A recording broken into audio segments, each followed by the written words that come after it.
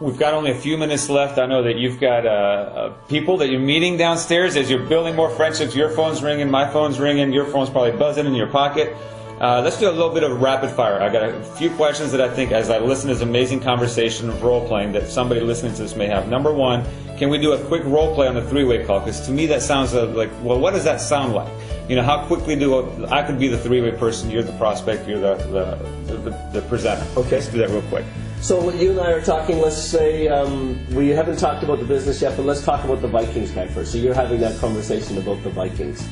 So I'm saying, what's your favorite football team? It's the Vikings, and I'm so excited about this season because they've won a lot of games. The Vikings? Oh my gosh, oh gosh. Hey, hold on for a second. Hey Art, I've got Orion on the phone right now. I haven't really talked to him at all about the business, but don't bring it up. But man, you're not going to believe this, he's a Vikings fan. Oh, so you like Brett Favre. So then I'll say, hey Orion, I got my buddy Art on the phone. Art's a Vikings fan too. I want to get him to talk to you because I can't stand them. Hey Art, this is Orion. All right, so do you like Brett Favre being the quarterback this year since it's the first season with the Vikings? I'm really excited about that. And then we can just have how long would that conversation go? As long as friendship goes. Okay. You know, it might only be 2 minutes. You might have said to me before we got on the phone, Ken, I only got 30 seconds. Yeah, no problem. Then you say, well, listen, I got to go. And I won't even mention, you know, Art's in the business or anything because it was about the Vikings. Right. And it'll be that simple. And because we've done a few phone calls, I'll know to tell you. If I only have 30 seconds, I know, okay, Ken's calling me with a friend, and I need to let Ken know. It's about 30 seconds, or if I don't say 30 seconds, that means I can talk. I'm sitting in the pool, I've got 5 minutes. Right. So that's through the culture of three-way calls that happens. And if he's only got 30 seconds, will you mention that to me? Yeah, sure. Yeah, because it's just about friendship. Or I might, like at first I might say, I got Art on the phone, sorry for doing this to you, joking around about Art, you know, into three-way calling and all that, or sorry, into the Vikings and all that stuff too. Now, different scenario though, if it's a business-related call. So let's say we had a scheduled time and you had looked at the website, and this is my follow-up now. I'll have called you, I'll have booked the time with you, and then you've said, okay, I get home from mailing from the postal route at 3:30, so I'll have tried to get it around 5 o'clock because I know you're relaxed now, and if you didn't look at the information, you're going to have a bit of time. But I'll say, okay, I'll call you at 5 o'clock tomorrow, and listen, Orion, I promise I'll call you right at 5 o'clock because I know how busy you are, and I'll make sure that everything is set up for our conversation. So expect my call right at 5 o'clock. Okay. And then when I call you now, Art, what I'm going to do is I know I always have a list of 15 or 20 people in my company that I do three-way calls with, and I know everything about them. So I'll say, okay, he's a Vikings fan, he's a postman, who do I know? Okay, Art. Art delivers newspapers and he likes the Vikings. Hey, Art, I'll call you up. You got time for a three-way tomorrow at 5? Absolutely. All right, so now that you do, I'll say, okay, we're calling Orion. He's just looked at the website for the first time. He's a Vikings fan. He's a post guy. And I'll call you at 5 to 5 and we'll review everything. Now, if you say, no, I don't, fine, I'll go to the next person. I've got 15 people. I'll find somebody to do the three-way call. Right. And notice here that you might be thinking, well, how does Ken keep track of all 15 people and what they know and what they don't know? Because they're 15 friends. And ask yourself, of the last 10 good friends you have, you know a lot about them. You don't have to keep that in the database and so forth. Quickly, one of the things I think that will come up here is where you're doing success compression and friendshipping. I mean, you're going friendshipping, but you're transitioning into let me show the business pretty quickly. Right. How do you do that without feeling that you're being rude? Because obviously one of the negatives is our profession is, network marketers, they show up out of nowhere. Hey, we were high school buddies and look at my business. Or do you feel that that's being rude? Or do you feel like, hey, my business is so powerful, this person probably needs it, I'm just doing my job? Sounds like somebody might have a little bit of a problem with confidence and self-belief. Okay, so that's where that comes from. Then if you feel that way, then you need to go back to those 5 levels of belief, find a good mentor, and build your belief. Because I don't ever feel like I'm being rude or I'm pushing them into it because I'm truly, in my heart, building a friendship with somebody. Okay, next step. I've noticed that some people, they will not transition because they don't know what to do next with the person. So there's the fear of, if I sponsor this person, what do I do next? And what I've noticed is that there's always a next step in your system.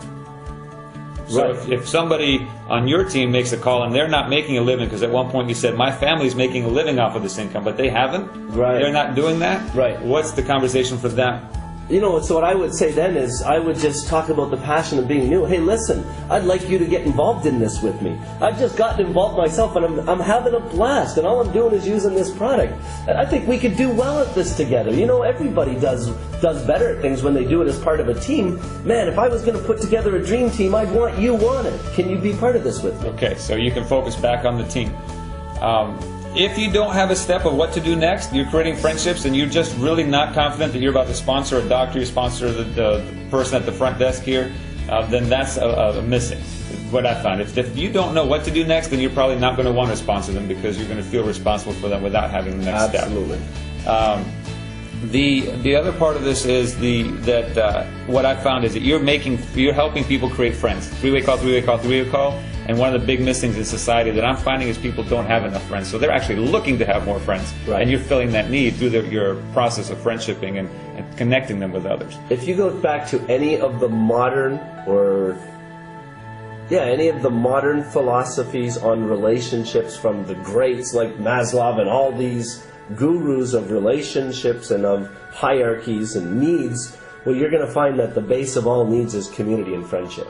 So just by offering friendship and wanting to build friendship, it's going to make you feel better. If you go out every day and you build 2 new friendships, your personal confidence is going to go up. Even if you never talk about network marketing, because you're fulfilling that base need. How quickly do you want to move the next exposure to a person-to-person meeting? How important is that to Ken Dunn? It happens at the rate that they want to do it. I don't ever think about how quickly it's going to happen. I've got so many people. I've got 20 new people every day I'm talking to. Those friendships will go. And here's the other thing. If somebody slips through the cracks in the process because they weren't responding fast enough or they didn't feel good about it or something didn't happen the right way, well, that's likely because there wasn't really a good friendship connection anyway, so don't worry about it. Don't feel bad about yourself for it. So what I want you to notice is that I'm asking a lot of tactician questions at this point, and I did this on purpose because many of you are thinking, well, how do I do this, and how long is the conversation? 30 seconds, 45 minutes, and when do I take the next step? And the reality is you're building friendships, you're developing culture, and there aren't that many specifics to it. You're just looking for the end result, build a friendship, deliver the information, and let them decide. You know, the only tactician-related point that I would have is that in the process, whatever you decide to do it consistently.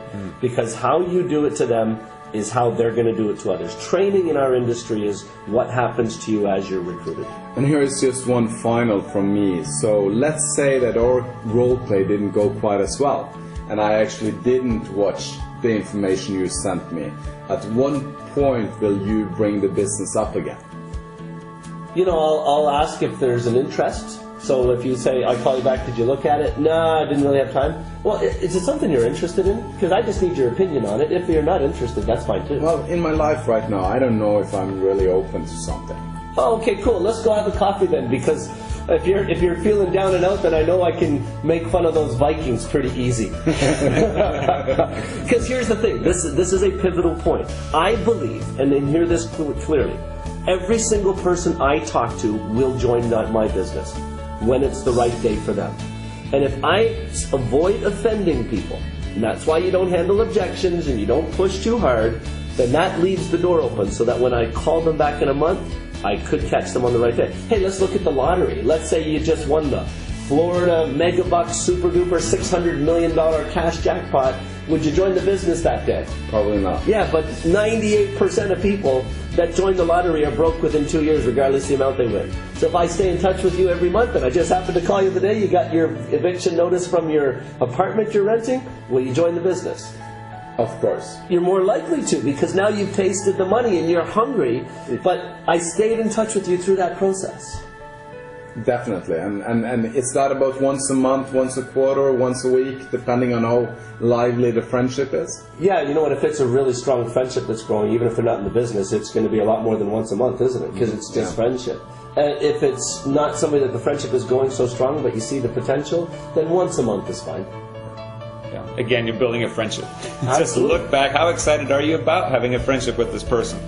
All right, number one, what I've definitely noticed about you, and I was talking to Peter in your group, and he said, well, what's the difference between Ken and everybody else out there that creates success? One thing I've noticed about you, Ken Dunn, is that you are always in action. Action, action, action trumps almost everything in your life, it seems.